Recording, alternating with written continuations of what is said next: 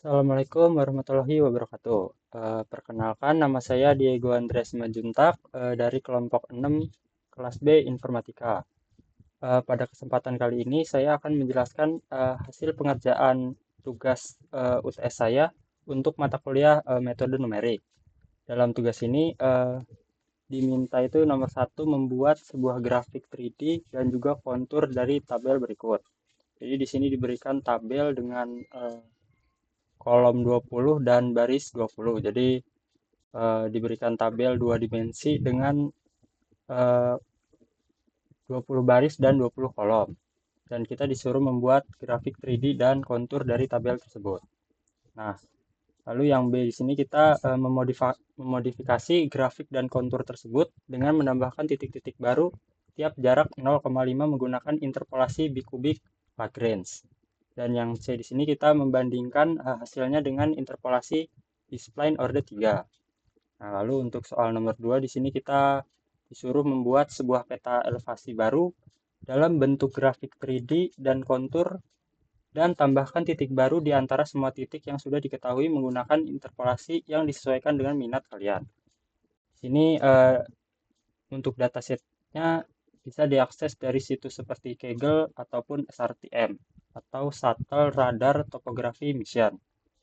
Oke, untuk programnya bisa langsung ke Google Colab ya.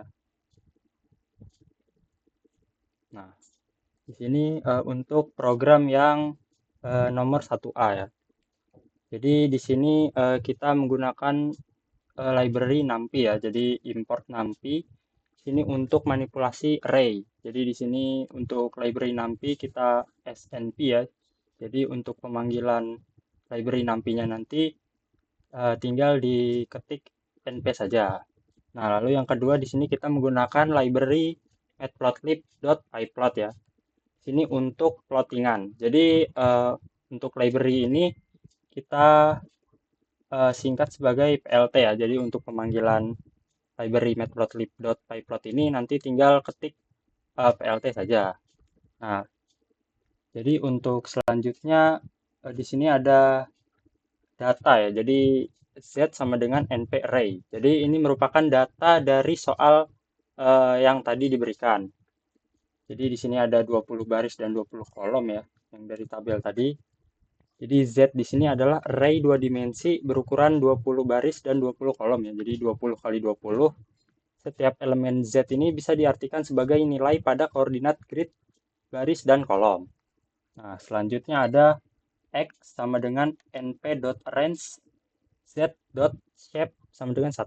Itu merupakan z.shape 1 itu jumlah kolomnya ya. Jadi tadi jumlah kolomnya ada 20 dan z.shape 0 ini merupakan jumlah barisnya 20 juga tadi 20 kali 20. Jadi X di sini itu array 0 sampai 19 tadi untuk koordinat kolom dan untuk sumbu Y di sini itu array 0 sampai 19 untuk koordinat baris. Nah, lalu ada X, Y sama dengan np.meshgrid dalam kurung X, Y. Ini itu maksudnya menghasilkan dua matriks X dan Y berbentuk 20 baris dan 20 kolom yang berpasangan sehingga X kolom I dan baris J ini sama dengan X, J, dan Y, I, J. Jadi X, Y, Z memiliki dimensi yang cocok untuk plottingan permukaan atau kontur. Nah, selanjutnya kita ke plottingan 3D-nya ya. Jadi di sini kita membuat figur dulu dengan ukuran 12 kali 6 inci. Nah, lalu selanjutnya kita membuat subplot sebelah kiri ya. 121 itu maksudnya satu baris, dua kolom, posisi 1. Sini proyeksinya 3 dimensi ya, sesuai yang diarahkan soal. Nah, lalu selanjutnya ada AX plot surface X, Y, Z color map sama dengan Viridis. Jadi sini menggambar permukaan 3D dengan color map Viridis. Warna merepresentasikan nilai Z. Jadi Viridis di sini itu merupakan salah satu color map bawaan di library Matplotlib tadi. Jadi color map ini dipakai untuk memetakan nilai numerik menjadi warna pada grafik. Karakteristik dari color map ini itu warna berubah dari ungu tua menjadi biru, lalu ke hijau, dan yang terakhir itu kuning terang. Nah, selanjutnya kita ke plot kontur ya. Nah, jadi untuk plot kontur di sini itu eh, kita membuat subplot kanan ya, 122, jadi satu baris, dua kolom, posisi 2 ya untuk kontur 2 dimensi. Lalu eh, kontur F, X, Y, Z, color map Viridis. Ini menggambarkan kontur berisi objek hasil yang disimpan di kontur itu. Nah, lalu selanjutnya uh, fig dot color bar con. Jadi ini tuh menambahkan color bar yang mengaitkan warna dengan nilai Z. Nah, ini untuk judul konturnya ya. Jadi kontur plot, dan ini untuk menampilkan. Nah, untuk outputnya sendiri, uh, nah seperti ini. Jadi pada gambar 1A ini kita melihat sebuah 3D surface plot ya, yang dibuat dari data asli berukuran 20 kali 20. Jadi data ini saya representasikan sebagai sebuah matriks Z yang setiap elemennya menggambarkan suatu nilai ketinggian pada titik koordinat tertentu. Dengan kata lain, sumbu X dan Y-nya itu menunjukkan posisi atau lokasi data. Sedangkan untuk sumbu Z-nya itu menunjukkan nilai fungsi atau elevasi pada posisi tersebut. Nah, karena data yang digunakan masih berupa grid kasar berukuran 20 kali 20, hasil permukaan yang ditampilkan itu terlihat masih relatif tajam dan berkotak-kotak. Hal ini bisa kita amati dari permukaan yang belum terlalu mulus ya. Sini, um, nah di sini masih terlihat kotak-kotak gitu. Nah, di mana transisi antara satu titik ke titik lainnya itu tidak sepenuhnya halus, melainkan berbentuk seperti permukaan tangga atau permukaan blok-blok gitu. Jadi pada visualisasi ini digunakan fungsi plot, nah, fungsi plot surface ya. Mana? Fungsi plot surface. Nah ini, jadi dari library Matplotlib dengan bantuan parameter color map dipakai di sini adalah Viridis ya. Jadi color map itu berfungsi untuk memberikan gradasi warna sesuai dengan nilai Z. Bagian dengan nilai Z lebih rendah biasanya ditampilkan dengan warna gelap. Nah, misalnya di sini tuh ungu atau biru tua, sedangkan bagian dengan nilai Z yang lebih tinggi itu ditampilkan dengan warna terang. Eh, dengan cara ini kita bisa membedakan dengan jelas daerah yang rendah dan daerah yang tinggi pada permukaan data.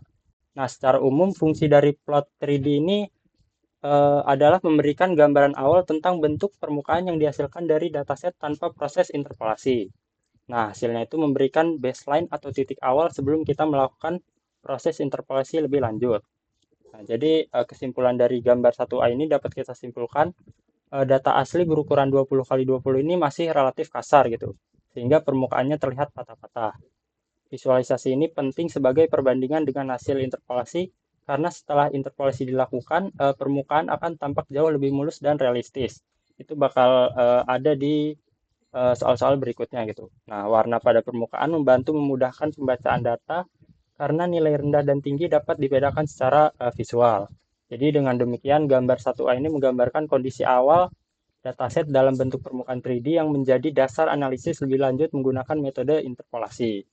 Nah, kita lanjut ke eh, soal yang 1B ya. Di sini kita disuruh eh, memodifikasi grafik dan kontur dengan menambahkan titik-titik baru tiap jarak 0,5. Nah, di sini kodenya nggak jauh beda ya.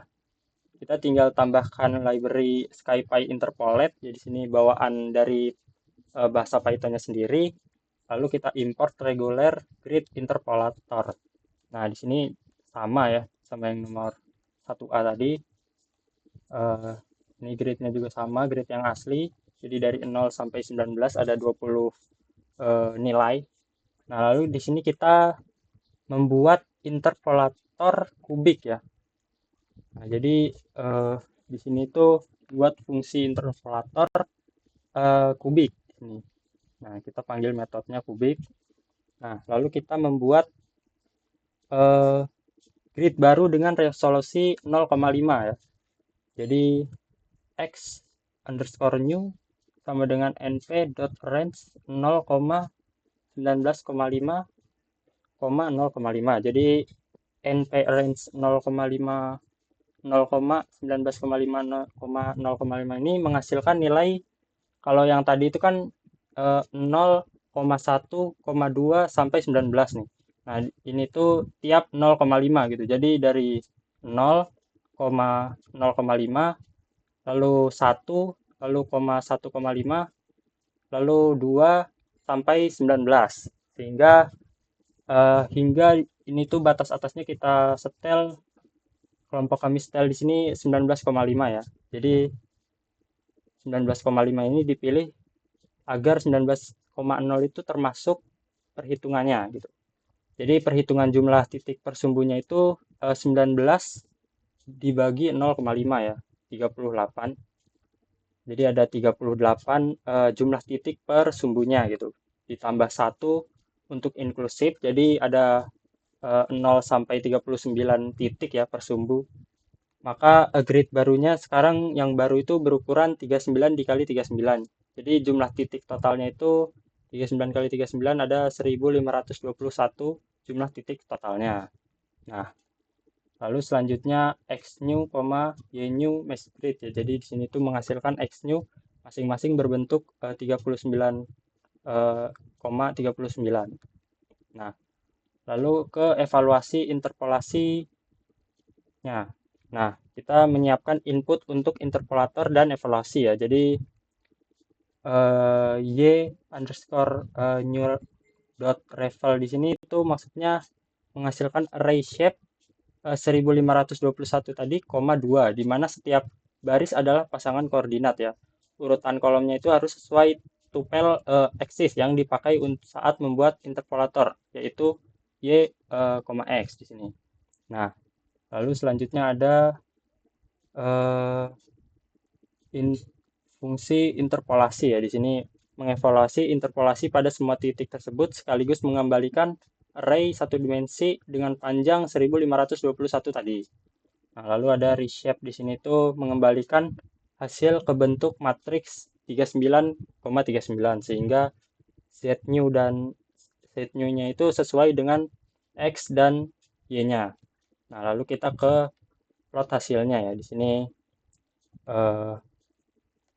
membuat figur sama ya, 12 kali 6 inci, lalu 121, satu baris, dua kolom, satu pada posisi 1, proyeksinya 3 dimensi sama. Lalu di sini kita menggunakan color map plasma ya. Kita setel judulnya di sini plotnya untuk 3D surface yang bikubik interpolasi ya, atau interpolasi bikubik. Nah, yang kedua di sini kita setel permukaan subplot kanan ya. 122. Jadi baris 1 kolom 2 pada posisi kedua. Nah, lalu kita tampilkan ini untuk konturnya yang interpolasi bikubik. Lalu kita show. Nah, maka outputnya bakal seperti ini.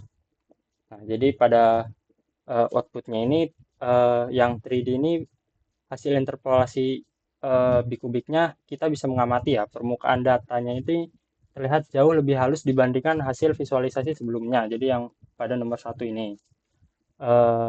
Jika pada data awal permukaannya ini terlihat seperti berkotak-kotak atau seperti tangga, karena nilai hanya diketahui di titik grid tertentu, setelah dilakukan interpolasi bikubik ini, permukaan menjadi lebih kontinu dan mulus gitu.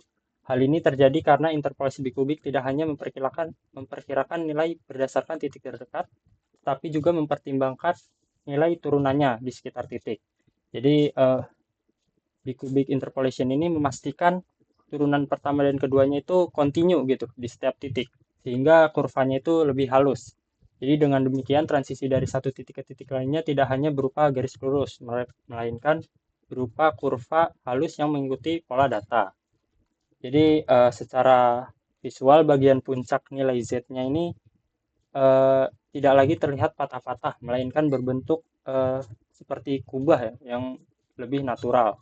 Nah, bagian lembahnya ini yang nilai Z rendah ini juga lebih jelas terlihat sebagai cekungan halus, bukan sekadar bidang rata dengan tepi kasar. Nah, transisi antar nilai menjadi lebih realistis nih, sehingga bentuk permukaan menyerupai fungsi matematis kontinu. Dengan kata lain, interpolasi bikubik ini berhasil mengisi ruang kosong di antara data asli, sehingga seolah-olah kita memiliki data dengan resolusi yang jauh lebih tinggi. Nah, untuk kontur plotnya ini hasil perbedaannya ini dibandingkan data asli juga terlihat sangat jelas ya. Jika sebelumnya garis-garis kontur terlihat kaku dan bergerigi, ini di sini eh, sekarang garis konturnya itu menjadi lebih rapat, halus dan membentuk pola yang natural gitu. Jadi secara teknis garis kontur yang dihasilkan interpolasi bikubik ini memiliki bentuk melengkung lembut daripada segmen garis lurus. Ini menandakan bahwa interpolasi berhasil menghaluskan transisi nilainya. Nah, kerapatan garis kontur juga lebih konsisten di daerah dengan perubahan nilai Z yang tajam. Nah, garis kontur saling mendekat satu sama lain. Ini menandakan adanya gradien yang curam gitu. Sebaliknya, di daerah dengan perubahan nilai yang landai, garis kontur saling berjauhan. Nah, warna gradasi pada karun juga terlihat lebih smooth ya, tanpa perbedaan yang mendadak antar level, sehingga mempermudah pembacaan distribusi data. Nah, jika dibandingkan dengan peta topografi, kontur pada data asli ini seperti kasar dengan sedikit detail ya. Kontur setelah interpolasi bikubik seperti peta detail dengan garis kontur halus sehingga lebih akurat menggambarkan bentuk permukaan.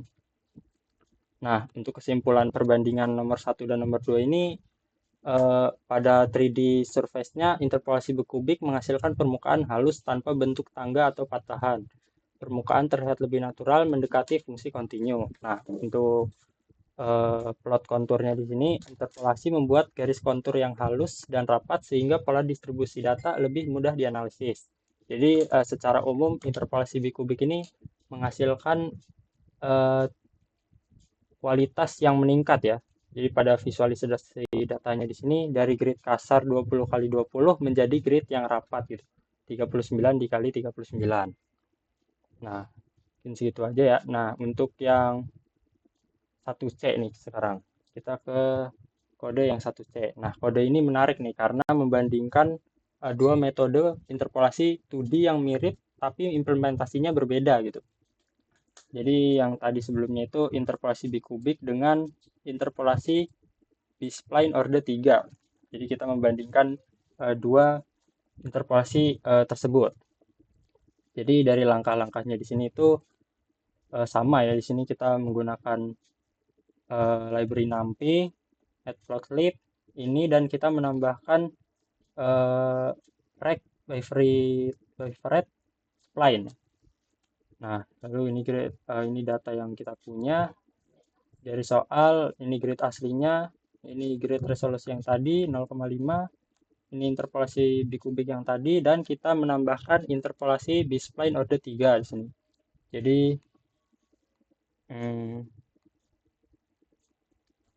untuk interpolasi B-spline order 3 ini spline sama dengan rect favorite spline y, x, z, kx sama dengan 3, ky sama dengan 3. Nah, kx sama dengan 3, ky sama dengan 3 ini maksudnya artinya interpolasi spline kubik itu ordernya 3 gitu pada sumbu x dan y. Nah, spline ini tuh maksudnya langsung mengembalikan array 2 dimensi gitu, yang 39 kali 39 tadi. Hasilnya itu z underscore b spline. Sini. Jadi bedanya dengan regular grid interpolator tadi itu, rect by Fred spline ini menggunakan fit spline global pada grid. Jadi lebih mulus, lebih stabil, tapi bisa smoothing gitu. Nah, untuk regular grid interpolator ini menggunakan interpolasi lokal pada kotak data gitu. Jadi lebih dekat ke nilai asli. Tapi kadang osilasinya itu lebih tajam gitu. Nah, untuk plot 3D surface-nya di sini AX ya, AX fit subplot yang sebelah kiri ini 121 ya. Jadi baris 1, kolom 2 pada posisi 1. Di sini proyeksinya 3D ya. Nah, lalu untuk color map-nya di sini plasma. Lalu kita setel judulnya di sini untuk bicubic 3D surface bicubic interpolation. Nah, untuk yang B-spline di sini subplot sebelah kanan. Jadi baris 1, kolom 2, posisi kedua proyeksi 3D menggunakan color map Coolworm. Dan kita setel judulnya di sini 3D surface B-spline order 3, lalu show ya. Nah, ini untuk plot konturnya. Nah, show juga, maka untuk outputnya bakal seperti ini ya. Jadi setelah sebelumnya kita membahas interpolasi bicubic, pada soal ketiga ini dilakukan perbandingan dengan metode interpolasi lain, yaitu B-spline order 3. Nah, jadi tujuannya itu adalah untuk melihat bagaimana dua metode interpolasi yang berbeda menghasilkan bentuk permukaan dan kontur dari dataset yang sama, serta menganalisis perbedaan keduanya. Jadi secara singkat, bicubic interpolation ini merupakan metode interpolasi berbasis grid yang menggunakan fungsi kubik pada arah X dan Y-nya, sehingga menghasilkan permukaan yang halus dengan mempertimbangkan nilai turunan di sekitar titik data. Nah, untuk yang B-spline interpolation order 3 ini merupakan metode interpolasi yang menggunakan fungsi basis spline kubik. Nah, keunggulannya sendiri itu hasil interpolasinya itu biasanya lebih stabil, tidak terlalu tajam, dan cenderung lebih smooth dibandingkan dengan interpolasi bikubik. Nah, untuk hasil perbandingannya di sini untuk yang 3D surface plot yang bicubic interpolation di sini menghasilkan permukaan yang cukup halus ya. Dengan detail yang jelas, permukaannya itu mengikuti pola data asli dengan transisi lembut antar titiknya gitu. Jadi dari sini ke sini itu transisinya lembut. Nah, kelebihan dari bicubic ini terlihat pada ketajaman detailnya. Jadi permukaannya itu tetap mempertahankan bentuk asli, sehingga kita masih bisa melihat perbedaan elevasinya dengan jelas. Namun pada beberapa bagian tertentu, bicubic terkadang bisa menimbulkan efek overshot gitu atau gelombang kecil, terutama jika data aslinya itu memiliki perubahan nilai yang sangat tajam. Nah, kalau untuk yang plot 3D yang B-spline order 3 di sini, permukaan hasil interpolasinya itu terlihat lebih mulus dan lembut gitu dibandingkan bicubic. Transisi antar titik lebih smooth, seolah-olah permukaan dilapisi dengan lapisan halus tanpa banyak patahan. Nah, keunggulannya sendiri dari B-spline order 3 ini adalah hasil interpolasinya ini mengurangi efek overshoot sehingga terlihat lebih stabil.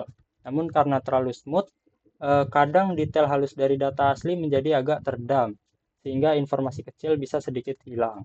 Jadi dari perbandingan ini bisa dikatakan bahwa bicubic cocok jika kita ingin mempertahankan detail asli, sedangkan B-spline ini cocok jika kita ingin hasil interpolasinya itu lebih halus meskipun dengan konsekuensi mengurangi detail kecil. Nah, sekarang kita bandingkan untuk hasil kontur plotnya. Jadi untuk kontur yang bicubic sendiri di sini hasil interpolasinya itu garis-garis kontur terlihat cukup rapat dan halus. Nah, bentuk konturnya ini mengikuti pola data dengan baik dan memberikan gambaran detail distribusi nilai Z. Nah, garis konturnya ini masih mempertahankan ketajaman perubahan data nih, sehingga cocok untuk analisis di mana detail kecil perlu diperhatikan. Nah, kalau untuk yang kontur B-spline order 3 ini, garis konturnya ini terlihat lebih lembut dan lebih halus lagi. Gradasi warnanya juga lebih rata, sehingga transisi antar level terasa lebih natural. Namun akibat smoothing, beberapa garis kontur itu terlihat sedikit lebih melebar gitu, sehingga perbedaan tajam pada data asli tidak terlalu menonjol. Jadi analisis perbandingan dari kedua interpolasi ini tuh bicubic ini lebih detail gitu, tapi kadang bisa menimbulkan sedikit ketidakstabilan atau overshoot. Nah, kalau B-spline ini lebih halus, stabil, tapi mengurangi detail. Kalau dari kesesuaian dengan data aslinya sendiri, bicubic ini lebih sesuai pada data asli gitu, sehingga cocok jika analisis membutuhkan ketelitian yang tinggi. Nah, kalau untuk yang B-spline ini lebih fokus pada visualisasi yang enak dipandang gitu. Ini itu cocok untuk representasi visualisasi yang besar. Nah, jadi kesimpulannya pada gambar nomor 3 ini memberikan perbandingan visual yang jelas antara dua metode interpolasi yang berbeda gitu. Jadi bikubik interpolasi ini menghasilkan permukaan dan kontur yang halus namun tetap detail, sedangkan yang B-spline interpolasi orde 3 ini menghasilkan permukaan dan kontur yang lebih mulus dengan transisi yang sangat lembut meskipun beberapa detail kecil hilang. Dengan kata lain, bikubik lebih menekankan ketelitian, sedangkan B-spline ini lebih menekankan kehalusan visualisasi. Pilihan metode mana yang digunakan sangat bergantung pada kebutuhan. Jadi apakah tinggal disesuaikan dengan kebutuhannya, lebih mementingkan detail atau kehalusan gitu. Itu untuk perbandingan antara interpolasi bikubik dan B-spline orde 3. Nah, Oke, sekarang kita lanjut ke nomor 2 ya. Di sini kita disuruh untuk membuat peta elevasi baru dalam bentuk grafik 3D dan kontur serta tambahkan titik baru di antara semua titik yang sudah diketahui menggunakan interpolasi yang disesuaikan dengan minat kalian. Di sini untuk datasetnya sendiri bisa mengakses di situs lain ya, Kaggle ataupun SRTM. Nah, kelompok kami di sini mengambil dataset di situs Kaggle dengan judul Modis LST dan SRTM DIM dataset for Marmara. Jadi dataset ini adalah kombinasi data satelit Modis dan DIM dengan resolusi 1 km persegi untuk wilayah Marmara di Turki. Ini tuh terdiri dari 23.000 titik ya, serta ada kurang lebih 14 variabel di sini atau 14 kolom. Nah, namun dalam kode Python yang kelompok kami buat, saya fokus terlebih dahulu pada informasi spasial dan elevasinya. Jadi kelompok kami di sini mengambil kolom latitude, longitude, dan DIM ya. Jadi longitude sebagai koordinat X, latitude sebagai koordinat Y, serta DIM itu sebagai nilai Z atau ketinggiannya. Oke, kita lanjut ke ininya ya. Oh ya, sebelumnya kita mengambil 3 kolom ini karena tujuan dari visualisasi ini adalah untuk menampilkan representasi 3D permukaan bumi di wilayah Marmara di Turki berdasarkan data ketinggiannya. Dengan kata lain, saya ingin memetakan bagaimana topografi atau tinggi rendahnya permukaan yang tersebar di wilayah tersebut. Oke, sekarang ke kodenya ya.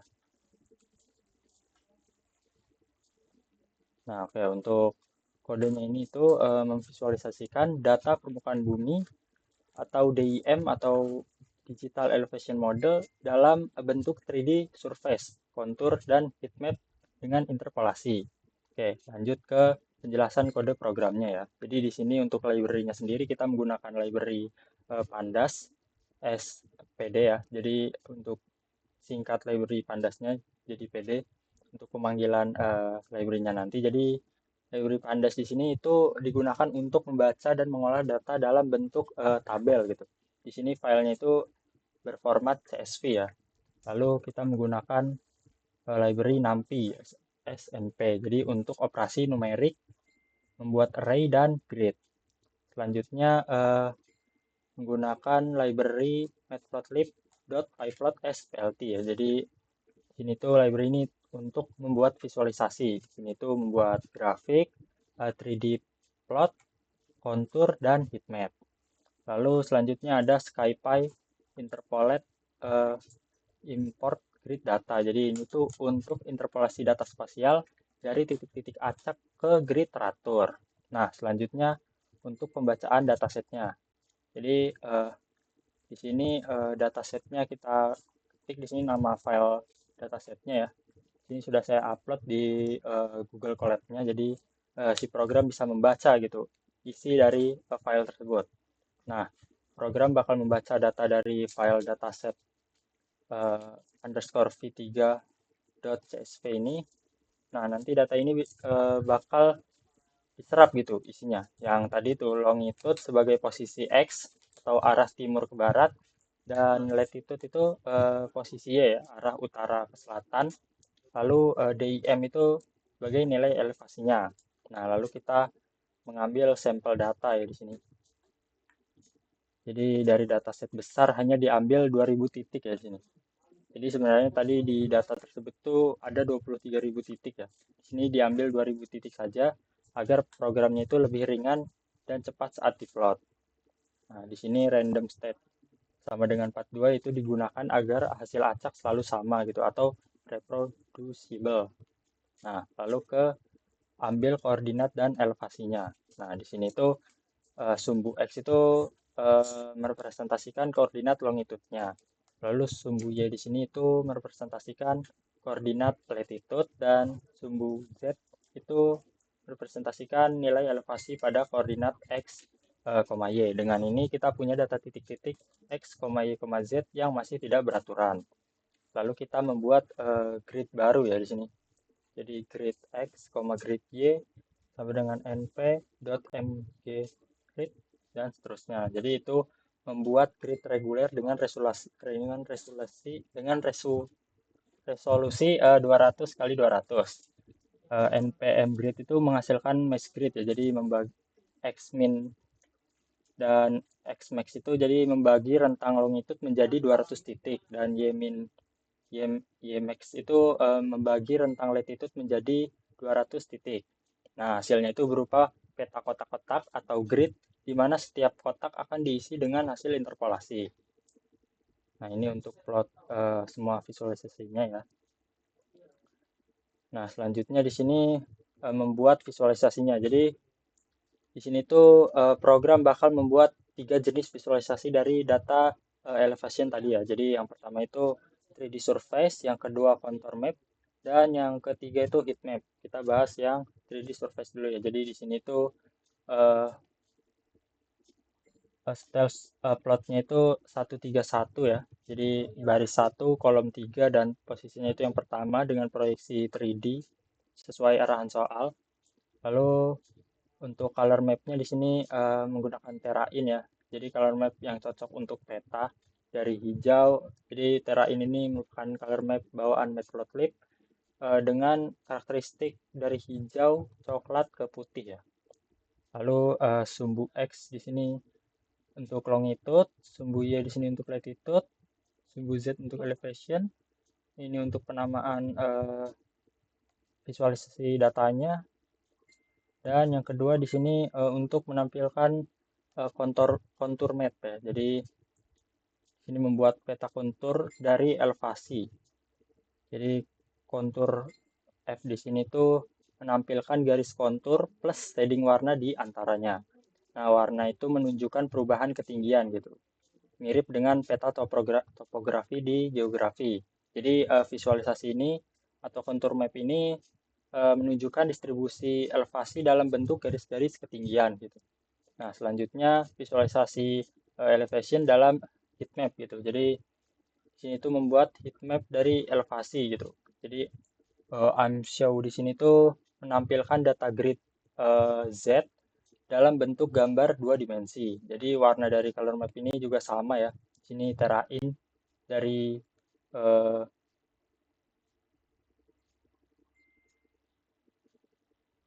hijau ke coklat ke putih ya. Nah, lalu selanjutnya di sini penamaan konturnya ya. Jadi penamaan heatmapnya jadi heatmap elevation.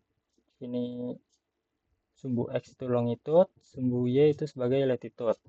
Ini untuk color bar, lalu show. Oke, ini untuk outputnya ya. Jadi sini itu outputnya ada 3 ya tadi. 3D, surface elevation map, contour map, dan heat map. Jadi untuk 3D surface elevation map ini menampilkan permukaan topografi wilayah Marmara di Turki dalam bentuk grafik 3 dimensi. Jadi sumbu X mewakili koordinat longitude atau bujur, sumbu Y-nya mewakili koordinat latitude sebagai lintang, dan sumbu Z-nya menunjukkan elevasi atau ketinggian dalam satuan meter. Jadi permukaan ini divisualisasikan menggunakan metode interpolasi kubik ya, sehingga bentuknya tampak halus dan menyerupai medan nyata. Nah, warna itu diatur dengan color map Terrain tadi, sehingga bagian yang rendah terlihat dengan warna hijau hingga coklat, sementara bagian tinggi berubah menjadi kuning hingga putih. Nah, dari gambar ini kita bisa langsung melihat perbedaan topografinya nih. Jadi, area dengan ketinggian rendah atau dataran terlihat datar dan berwarna lebih gelap gitu. Nah, area dengan ketinggian yang tinggi atau pegunungan terlihat menonjol ke atas dengan warna yang lebih terang. Jadi visualisasi ini penting karena memberikan gambaran tiga dimensi mengenai bagaimana permukaan marmara di Turki ini terbentuk gitu. Jika dilihat dari sudut tertentu, kita bisa langsung mengenali perbedaan antara lembah, dataran, dan puncak gunung. Oke, sekarang kita bahas tentang kontur mapnya. Jadi peta kontur ini memperlihatkan garis-garis ketinggian yang sama gitu atau isohips. Jadi semakin rapat garis kontur, semakin curam atau terjal daerah tersebut. Sebaliknya, jika garis-garisnya renggang, daerah tersebut relatif landai gitu. Warna juga menggunakan color map terrain ya sama, sehingga kita bisa menggabungkan informasi dari dua aspek gitu. Gradasi warna, ketinggian rendah sampai tinggi, serta kerapatan garis kontur gitu atau kemiringan permukaannya. Jadi dari peta ini kita bisa mengidentifikasikan pola topografi lebih detail gitu. Jadi daerah pegunungan ditandai oleh kontur rapat dan berwarna lebih terang. Daerah datar memiliki kontur jarang dan warnanya itu lebih gelap. Jadi peta kontur ini sering digunakan dalam kartografi, geologi, dan perencanaan tata ruang karena memberikan informasi yang sangat jelas mengenai bentuk permukaan tanpa harus melihatnya dalam bentuk tiga dimensi gitu. Nah, lalu selanjutnya kita ke heatmap elevation. Jadi gambar ketiga ini menampilkan data elevasi dalam bentuk heatmap gitu atau peta panas. Jadi sumbu horizontalnya di sini itu tetap ya, seperti tadi merepresentasikan longitude dan sumbu vertikalnya juga tetap merepresentasikan latitude. Sedangkan nilai ketinggiannya itu ditunjukkan hanya melalui warna tanpa dimensi ketinggian eksplisit gitu. Color map-nya juga sama di sini terain ya. Hijau dan coklat untuk wilayah rendah, kuning hingga putih untuk wilayah dataran tinggi. Jadi heat map ini tuh digunakan untuk memberikan gambaran cepat mengenai distribusi elevasi secara spasial gitu. Misalnya kita bisa langsung melihat di mana saja wilayah tinggi mendominasi. Kita juga bisa membedakan batas antara daerah rendah dan tinggi dengan jelas gitu. Jadi heatmap ini lebih sederhana dibandingkan surface plot, tapi justru itu membuatnya efektif untuk analisa spasial awal gitu, karena mudah dibaca dan bisa menunjukkan pola besar dalam data. Jadi kesimpulan yang dapat kita ambil dari narasi gambar ini tuh ketiga visualisasi tersebut saling melengkapi gitu. Jadi 3D surface menekankan bentuk topografi secara nyata atau dimensi spasialnya penuh. Kontur map di sini tuh menekankan detail ketinggian dari kemiringan atau pola garis ketinggian, serta heat map di sini menekankan distribusi elevasi secara sederhana dan cepat dipahami. Jadi dengan ketiga gambar ini, data numerik dari longitude, latitude, dan DIM yang semula abstrak berhasil diubah menjadi informasi visual yang informatif gitu. Hal ini sangat penting dalam bidang geografi, pemetaan hingga perencanaan wilayah karena mempermudah interpretasi pola topografi dalam visualisasi data yang dapat kita pahami dengan mudah gitu. Mungkin segitu aja ya penjelasan dari program yang kelompok kami telah buat. Jadi mengenai program Python untuk visualisasi data tiga dimensi menggunakan yang telah ditentukan ini. Jadi dari hasil yang sudah kita lihat, visualisasi data 3D surface, contour map, dan heat map memberikan gambaran yang lebih jelas tentang pola data yang kita miliki gitu. Khususnya dalam hal perbedaan elevasi di sini. Hal ini menunjukkan bahwa metode numerik sangat bermanfaat untuk membantu analisis data spasial maupun data ilmiah lainnya. Jadi saya berharap penjelasan ini dapat memberikan pemahaman yang lebih baik, tidak hanya mengenai penggunaan kode, tetapi juga interpretasi dari hasil yang diperoleh. Mungkin segitu saja penjelasan dari saya, kurang lebihnya mohon maaf. Sekian dari saya, terima kasih.